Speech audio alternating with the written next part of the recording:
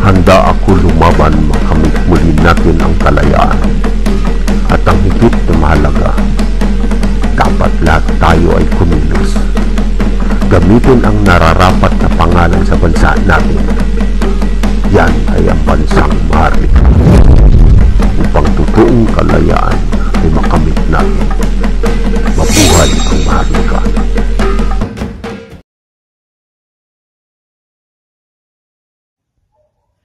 Maharlikang araw at masayang buhay.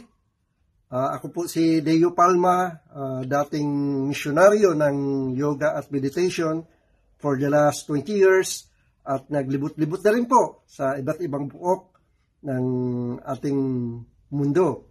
Sa South America, sa Africa, Europe, Asia at Southeast Asia at nakapaglingkod na rin po sa ating mga ka-earthlings sa panig ng mundo na yon. Sa ngayon po ay nandito tayo sa Bayang Magiliw, Perlas ng Silangan, ang Bayang Mahal at patuloy pa rin na nagsiservisyo sa ating komunidad at sa ating mga kababayan. Sa ngayon po ay mayroon tayong mga guest at tanungin natin sila para malaman natin ang kanilang mga opinyon, prinsipyo at adhikain tungkol sa bayan ng Maharlika.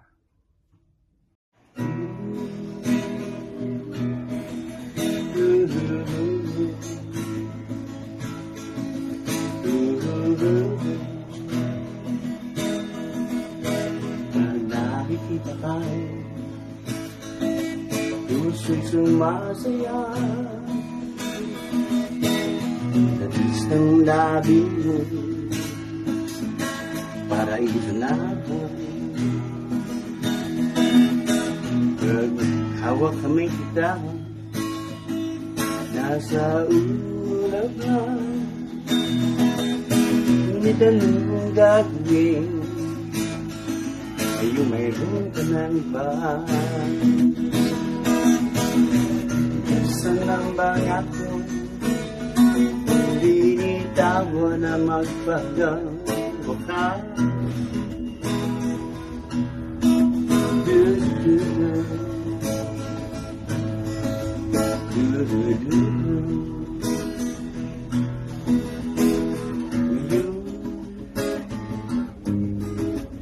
Nag-iisa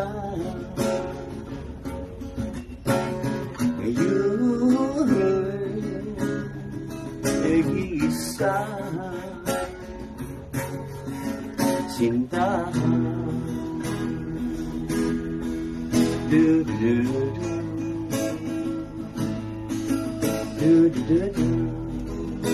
Maharlika ang araw, Sir Romel, Alian. Napagkalaman po namin na maliban na isa kang musikero, ikaw ay membro men ng isang tanyag na choir, ang Andres Bonifacio Choir Concert, na kung saan ito ay recognized ng ating National Commission for Culture and the Arts at ang ating National Historical Commission, at eksklusibo itong nagpiperform para lamang sa mga historical event. So, bilang miyembro ng Andres Bonifacio Choir, bakit ka sumusuporta upang palawakin ang kaisipang Maharlika? Well, kung atin lamang bubulay-bulayin ang mga katagang binitawan ng ating mga ninuno, ng ating mga bayani, ay doon mapagtatanto natin kung gaano ang pag-ibig ng ating mga kababayan sa ating tinubuang lupa. Pag-ibig sa tinubuang lupa. Kaya mararapat lamang na maibalik natin ang tunay at makabuluhan at makasaysayang pangalan o ng ating lahi bilang isang Maharlikano. At at ipagpatuloy ang ating mga adikain para sa ating inang bayan. Kung gayon ay sumasang-ayon kayo o sumusuporta din kayo na maging Maharlika ang bansang ito? Bakit hindi? Sapagkat unang-una yan naman talaga ang ating pinagmulan at sa simula't simula pa sa ating mga mandirigma laban sa mga banyaga na nangihimasok sa ating kasarilan. Dapat lang para magkaroon tayo ng isang totoo, tunay at makabuluhang identity. Maraming salamat po, Sir. At hanggang sa muli, mabuhay ang Maharlika. Salamat po.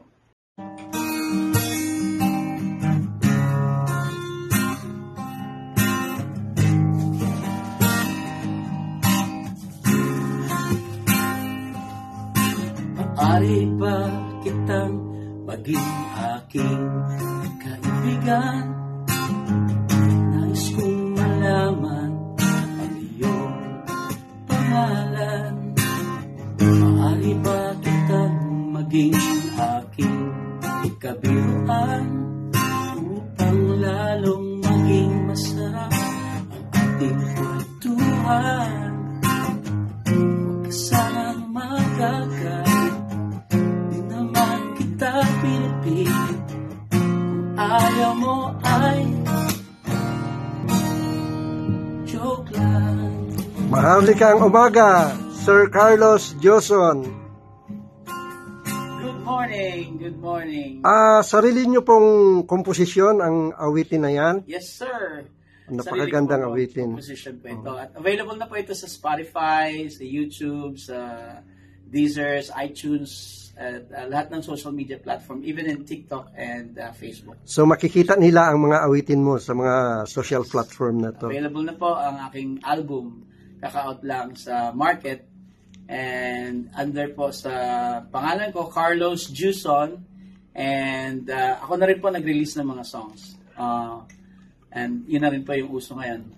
Okay, so Sir Carlos, sa pagkakaalam namin, maliban na ikaw ay isang artist, musician, ay tumatakbo po kayong Vice Mayor sa bayan ng Baras Rizal. Okay.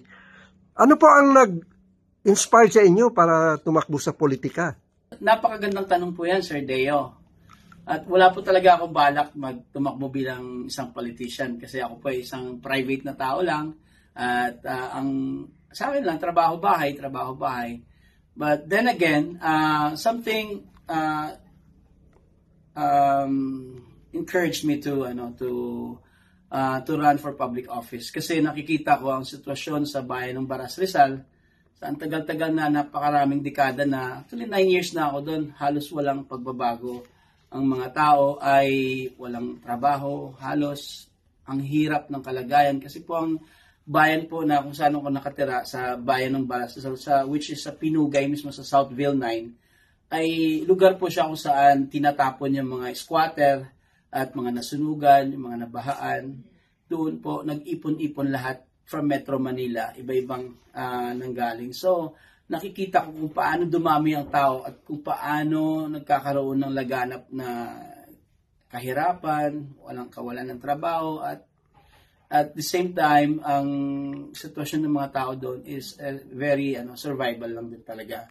So, and then, as bilang Maharlika po, bilang kasapi ako ng gusto kong sumali as Maharlikan, at bago po akong naging isa sa mga miyembro at nag-perform sa Maharlikan Music Festival, the 21st Maharlikan Festival, at naka-align po yung advocacy ko din within the group. So gusto kong iparating sa bayan ng Baras mismo, sa bayan ng mga Barasenyo, na ang akin po ay pagtulong sana sa pagkakataon ng mga tao na magkaroon ng hanap buhay at the same time pangangalaga sa kapaligiran. So bali yun ang pinaka-flagship mo, employment and environment. And of course education. Kasi education. Kasi ako isa akong scholar ng bayan. Graduate po ako sa University of the Philippines na bilang isang mahirap na estudyante at naging scholar po ako, wala po akong binabayaran tuition, at the same time may allowance din po ako.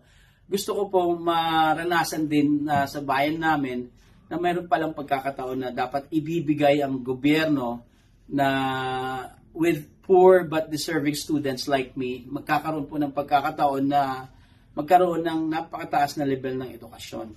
Kagaya po sa akin, graduate po ako ng economics. At siguro may share ko rin kung paano mapaunlad ang ekonomiya ng bansa, ang bayan namin ng Baras, which is napansin ko sa tagal ng panahon ay hindi pa po siya umuunlad. At wala pa rin po masyadong development sa lugar, at ang mga tao doon ay kapos na kapos, kulang sa hanap buhay po talaga. Kasi mabilis ang paglobo ng populasyon, at the same time yung paglobo ng opportunities is mabagal. Kaya supposedly with a person like me which has education, has knowledge and concern with the lives of the people sa bayan natin, if in case given a chance na manalo po sa politics, dito na po natin isa sa katuparan yung ating mga adhikain. Lalo na po yung Baras ay isa sa mga protected areas din ng environment, which is naka-align po sa advocacy ng Maharlikans to develop eco-tourism, not only for environment na nandyan lang siya, but we should get as the to give back benefits to the people by giving employment. So napakaraming resorts po sa lugar namin na although hindi po marami pong mga issues din na kailangan po rin natin suportahan yung mga maliliit na resorts, although it might had issues with environment, pero kailangan natin i-balance. Napakalalim po ang usapin na ganyan, pero we have to balance between people, their lives, their employment, as well as make the environment sustainable.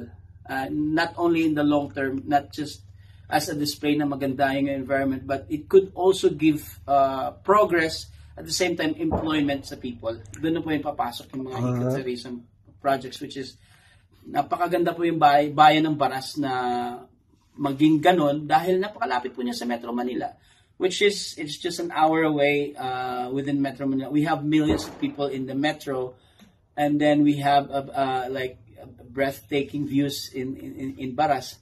So, and then the environment, fresh pa yung mga ilog, so dapat protektahan po natin talaga. Okay po, Ginoong Carlos. So sa gayon, dahil sinabi mong kasapi ka ng Maharlika Artists Writers Federation, sila ay may advokasya para maging maharlika ang bayang ito. Anong masasabi mo? Wow, napaka gandang tanong po 'yan, at yun naman po talaga ang totoong pangalan ng Filipinas in based on word of mouth and based on the old history books. In terms of Maharlika, we are like different level of people with different level of consciousness, and dapat we are Maharlikans na may puso, pangangalaga sa tao, hindi lamang we get influence from other foreign entities, but we as Maharlikans, we have our own identity. So you are aware that the Filipinos came from King Philip of Spain? I'm not sure about that.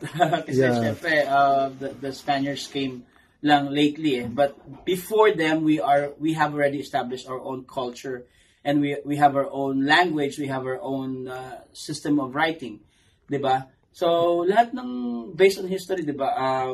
Sinunog nila lahat ng mga libro as much as they can to erase the originality of the Maharlikan people, which is innate na dito sa lupa natin na Pilipinas ngayon. Okay po, so maraming salamat sir, at saka naway magtagumpay kayo ang inyong independent party at isakatuparan ang iyong mga pangarap para sa ating kapaligiran, sa ating community at para sa Maharlika. Maraming salamat po at magandang buhay. Maraming salamat din po, at binabati ko rin po yung ating kong mayor Tom Dilidili, yung aking kasama po, at ang Team Dilidili Huson, naway po ay bigyan niyo po kami ng pagkakataon na para po sa mga Baraseño na kami naman ang maglingkod sa bayan at may ipakita po namin ang tunay na pagbabago na may malasakit sa mga tao at sa kapaligiran. Maraming salamat po at mabuhay kayo, mabuhay ang inyong adhikain at simulain para sa komunidad ng Baras at sana po ay sa sangkatauhan na rin. Maraming salamat po. Maraming salamat. Tao, ba't ganyan ang asal mo? Kapwa mo'y inulupog mo. Sa halip na tulungan mo, tao ka nga bang totoo? Sisirain mo siya ng todo-todo para ikaw ay mabuti sa tao at harap ng mga kaibigan mo. Hindi ka ba naawa sa kapwa mo?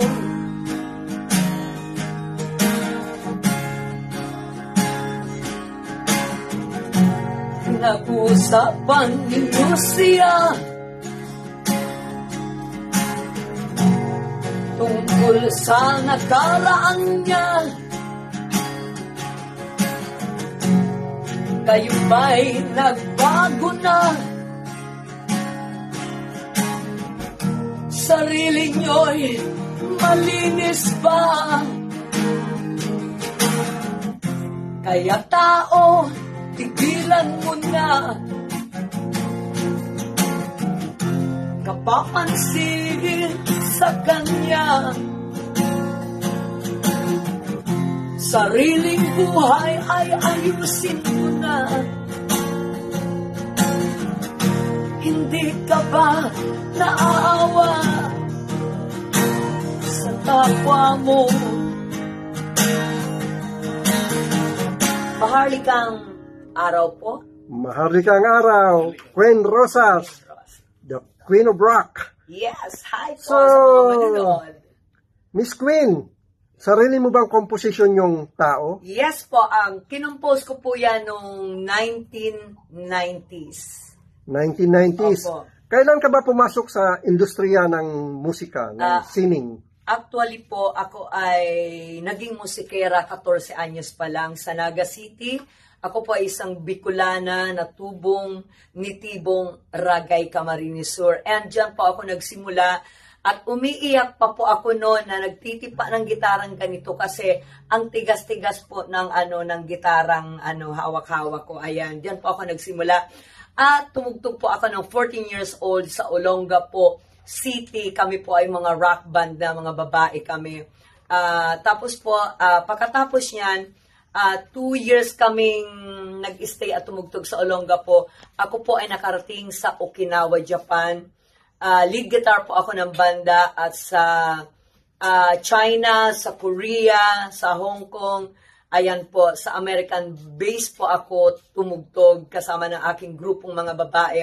At pagbalik ko po ng Pilipinas, ako po ay naging vocalista naman ng isang banda na ang pangalan ay Aftershock at ang isa ay ang Holy Smoke Band.